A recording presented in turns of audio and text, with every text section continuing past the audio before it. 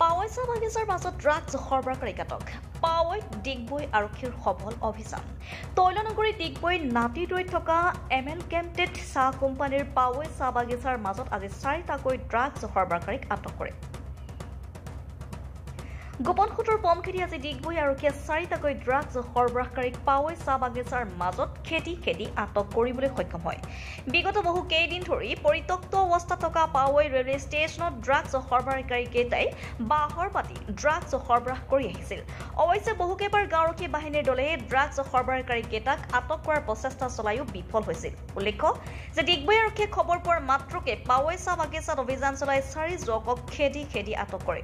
এই আটক অভিযানত 37টা ড্ৰাগছ ভৰ্তি কণ্টেইনাৰ তথা ড্ৰাগছ সহিতে ডাঙৰ বক্স 4টা মোবাইল, লাইটাৰ 3টা তথা স্কুটি 2খনো জব্দ কৰিছে। আটক কৰা সৰবৰাহকাৰী কেইজন ক্ৰমে পাৱৈ কৰ্ণপ্ৰধান, ডিগবৈ মুলিয়াবাৰীৰ দীপক দে, মাৰ্গ্ৰেটাৰ জয়ন্তদ্বীপ বৰগোহাঁই আৰু ধৰ্মেশ্বৰ গগৈ। ডিগবৈ আৰক্ষীৰ এনেহেন সফল অভিযানত পাৱৈ চাহ বাগিচাৰ সচেতন মহলে আৰক্ষীক ধন্যবাদ জনাইছে। ডিগবৈৰ পৰা নিতুমণি শইকীয়াৰ ৰিপৰ্ট, পাব্লিক টিভি অসম। আৰক্ষীৰ সফল অভিযান ক'ব লাগিব কেনেকাতে আপোনালোকে ৰূপায়ণ কৰিবলৈ সক্ষম হ'ল মানে এই খবৰ পাইছো যে পাৱৈ এই এৰিয়াটোত কেইজনমান যুৱকে তেওঁলোকে ড্ৰাগছ বিক্ৰী কৰিব আহিছে। সেইমতে আমি খবৰ পাই আহিলো।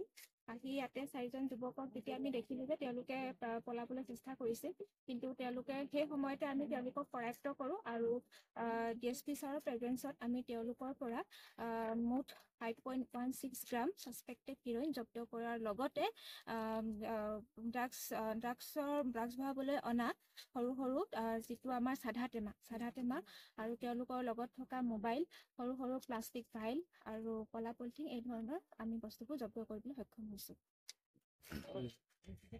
আজি পাৱৈ চাহ বাগিচাত ড্ৰাগছৰ কেইজন বেপাৰীক এতিয়া ধৰা হৈছে আৰু এই গোটেই বিষয়টো লৈ আমাৰ মাৰ্ঘেটাৰ SDPO কমলজ্যোতি শইকীয়া ছাৰ আৰু আমাৰ ডিগবৈ থানাৰ ভাৰপ্ৰাপ্ত আৰক্ষী বিষয়া দিব্যজ্যোতি দত্ত ছাৰ তেখেতৰ এক প্ৰচেষ্টাত এই গোটেই 4জন ড্ৰাগছৰ ব্যৱসায়ী ধৰা হৈছে আৰু তেওঁলোকৰ ওচৰত বহুখিনি তেনেকুৱা বস্তু পোৱা গৈছে। তো আমি আজি পাৱৈবাসী হিচাপে এই বস্তুটো লৈ অতিকে দুখ প্ৰকাশ কৰিছোঁ, যিহেতু চাহ বাগিচা অঞ্চলত আগৰ দিনত আমাৰ ড্ৰাগছৰ কোনো ধৰণৰ বেপাৰ নাছিলে, কিন্তু বৰ্তমান সময়ত আজি যি আমি দেখিছোঁ ভৱিষ্যতৰ কাৰণে চিন্তিত হৈ পৰিছোঁ।